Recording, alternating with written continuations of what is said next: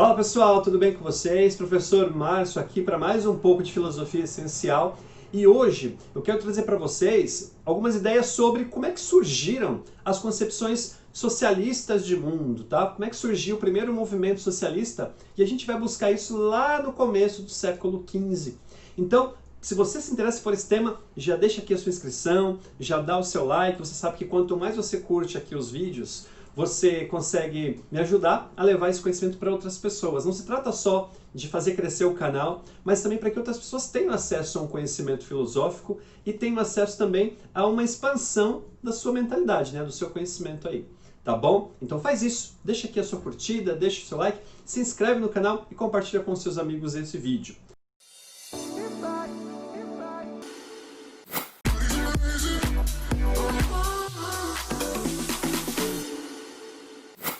Então, como eu falei, hoje eu quero conversar nesse vídeo com você sobre a origem do pensamento socialista. E quando a gente fala do pensamento socialista, pensamento social como um todo, né, gente? A gente precisa retomar, lá no século XV, sobre duas obras muito importantes que foram abrindo espaço para essa realidade. Uma delas eu tenho aqui comigo, que é a Utopia, do Thomas More, ou Thomas Morus, né, do latim. Thomas Morus, ele foi um grande pensador, inclusive eclesiástico, ele era um padre da igreja. Ele viveu na época da corte de Henrique VIII e, inclusive, foi decapitado por Henrique VIII por divergir dele, por discordar dele no que diz respeito ao casamento, né? O Henrique VIII, a gente sabe que ele casou-se várias vezes. Ele criou, inclusive, a igreja anglicana, que permitia que ele se separasse, se casasse depois. Tem aquela série muito interessante, The Tudors, que conta um pouco desse contexto do Henrique VIII. Inclusive, tem uma cena muito tensa e muito emocionante envolvendo o Thomas Morus. Vai lá, fica a dica para assistir. Não sei se está disponível no streaming que você costuma consumir aí, mas vale muito a pena. Então, nessa obra, a Utopia, o que a gente vai encontrar? A gente vai encontrar um autor que cria, inclusive, esse termo, né, a utopia, para falar de uma sociedade, né, que seria o não lugar. É isso que significa a palavra utopia, o não lugar, um lugar inexistente, onde as pessoas não têm propriedade privada, onde elas não vivem a desigualdade e nem usam dinheiro, mas vivem, inclusive, como principal aspecto da solidariedade. Então elas vivem uma vida em comum. E essa concepção vai influenciar aí, nesse gênero utópico, né, inclusive, vai produzir aí vários vislumbramentos do que seria então uma sociedade mais justa, honesta. Outro livro que eu não tenho aqui, mas que também ajuda a construir essa concepção de uma sociedade mais igualitária, é o livro Cidade do Sol, do Tommaso Campanella. O Campanella é um dos grandes pensadores renascentistas também, inclusive ele escreve essa obra em dialeto florentino e em forma de diálogo. E nessa obra, o Tommaso ele vai fazer o quê? Ele vai falar um pouco como é que seria uma sociedade onde a ética, onde a justiça e a razão permeasse o comportamento humano. Dentro dessa concepção moderna e renascentista, né, a razão permeando todos os espaços aí, só que buscando de fato uma sociedade justa. Então essas duas obras vão abrir espaço aí para as ideias sociais.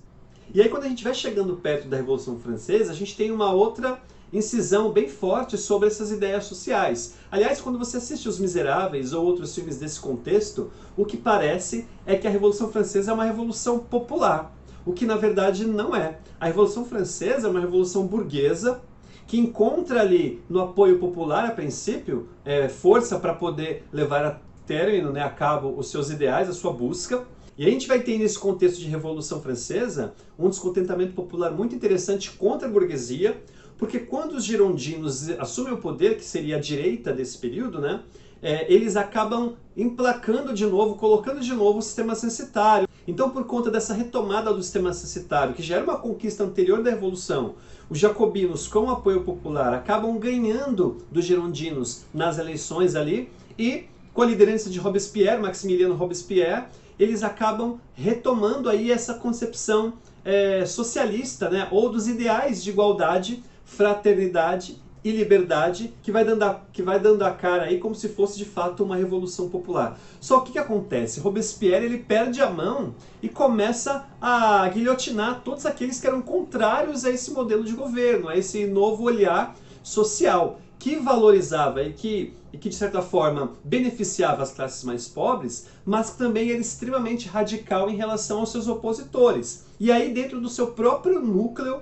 ele vai encontrar pessoas que vão divergir do seu pensamento e ele é preso quase que numa emboscada e ele é assassinado. Então olha só, Robespierre ele é assassinado por um de seus próprios colegas, aí, o Gracchus Babeuf. O nome Gracchus Babeuf, né, Babeuf é o sobrenome dele de fato, mas o Gracchus é em homenagem a uma revolução romana lá da antiguidade. Então ele retoma essa imagem de uma revolução popular, por direitos populares, para poder levar a fim, então, essas ideias que colocam em protagonismo novamente as classes mais baixas, mais populares. Então veja, os próprios colegas do Robespierre acabam guilhotinando ele também por conta dessa radicalidade. Então essa revolução popular ela acaba tomando corpo, se estabilizando, né? Porém, a busca por direitos de igualdade, elas não acontecem a contento como se esperava. Por quê? Porque os burgueses acabaram assumindo o controle novamente aí depois que o Robespierre morre, e então os gerondinos no caso, né? E aí você tem aí uma nova classe burguesa controlando a sociedade. Veja só, na Inglaterra, nesse mesmo período, você tem aí um grande desenvolvimento industrial, você tem um desenvolvimento econômico, o capitalismo já começou a se estabelecer de uma forma muito mais consistente. A expansão econômica, então, ela se dá a partir desse movimento industrial. E na França isso vai acontecer posteriormente, um pouco mais tarde, já no início do século XIX. Só que o que acontece? Por conta dessas condições precárias da industrialização, que a gente já conhece muito bem no início da sociologia, inclusive a gente estuda esse período, né, onde a própria industrialização produz aí uma desigualdade muito maior, condições de trabalho extremamente precárias, insalubres mesmo, a desestruturação familiar e social, a gente vai ter então aí o começo de uma organização popular dos trabalhadores. Então o começo do pensamento socialista, ele se dá de fato quando esses trabalhadores começam a se organizar, começam a se estruturar, e aí é onde nós vamos conhecer algumas linhas, algumas ideias que vão fortemente se estabelecer, inclusive ser criticadas por Marx, que é um dos grandes ideólogos, né? Um dos grandes pensadores que defendem o pensamento social aí. Então, mas quando a gente fala de socialismo, qual é a primeira corrente socialista que a gente vai desenvolver aqui? É o socialismo utópico. Quando a gente fala do socialismo utópico, a gente está falando de uma entre as três correntes apontadas inclusive por Marx para desenvolver a ideia de socialismo. Socialismo utópico, socialismo real e o socialismo científico, que é o que ele defende. A gente vai ver isso nos próximos vídeos aí. Então, dentro dessas concepções socialistas, a gente começa falando um pouco do socialismo utópico, né? Então, o primeiro pensador que a gente vai discutir nessa ideia é Saint-Simon, né, do final do século XVIII para o século XIX. Então, Saint-Simon ele vai defender essa ideia de que a Revolução Francesa não é uma revolução só no sentido racional contra o antigo regime, até como Kant propõe, né, que o iluminismo seria essa mudança de paradigma.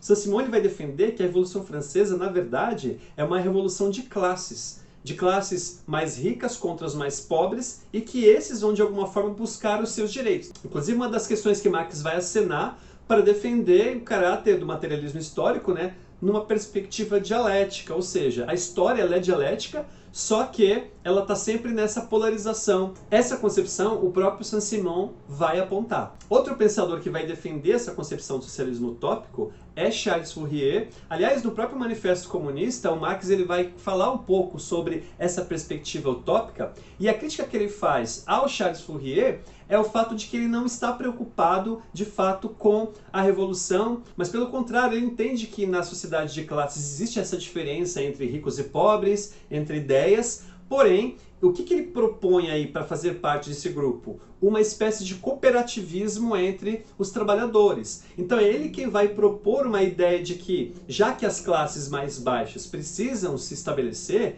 que elas se unam então para fortalecer o seu próprio trabalho. Então essa ideia de cooperativismo, inclusive, vai ser proposta em vários países. Nos Estados Unidos ele estabelece ali uma comunidade, né, na perspectiva, na maneira, no ideal proposto aí por Charles Fourier. Então o cooperativismo poderia diminuir as diferenças então entre as classes e fortalecer os trabalhadores. Essa é uma ideia importante que vai ser base aí do socialismo utópico.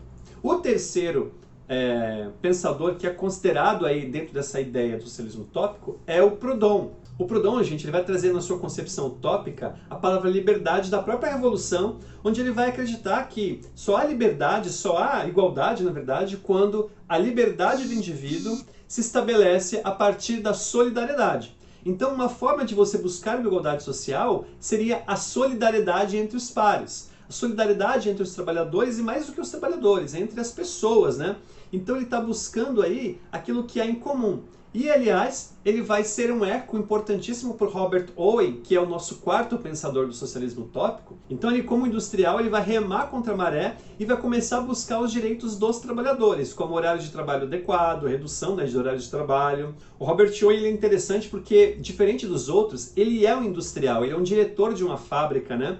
E ele começa a olhar para os trabalhadores e começa a favorecer, a promover uma maior qualidade na vida daquele trabalhador, como, por exemplo, um horário de trabalho reduzido, uma maior qualidade no ambiente, né? Aquela, como eu falei no começo, a insalubridade era enorme, ele produz uma redução dessa insalubridade, e ele vai entender que, obviamente, como o trabalho é a produção de riqueza, o trabalhador não usufruindo dessa riqueza seria duplamente desonesto.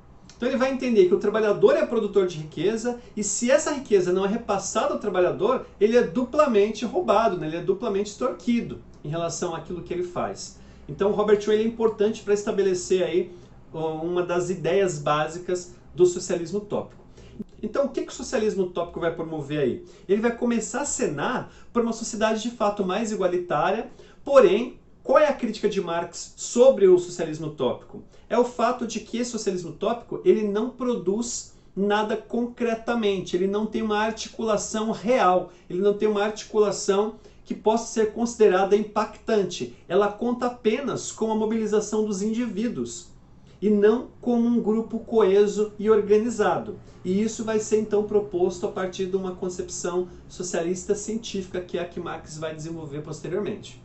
Tá bom? Então, dentro desse vídeo, a gente falou sobre várias concepções do Charles Fourier, do Robert Owen, do Proudhon e do primeiro deles que eu citei, que foi o Saint-Simon, nessa visão mais socialista. Sabendo que lá no começo do século XV você já tinha umas ideias que abriam espaço para essas concepções que vão ser desenvolvidas no Iluminismo. Então, se você gostou desse vídeo, não se esquece de se inscrever aqui no canal, deixe seu like, para que a gente possa chegar a mais pessoas, para que esse vídeo possa ser visto por mais gente e compartilha com seus amigos, tá bom? Vou ficando por aqui, um grande abraço e até o próximo vídeo. Tchau, tchau!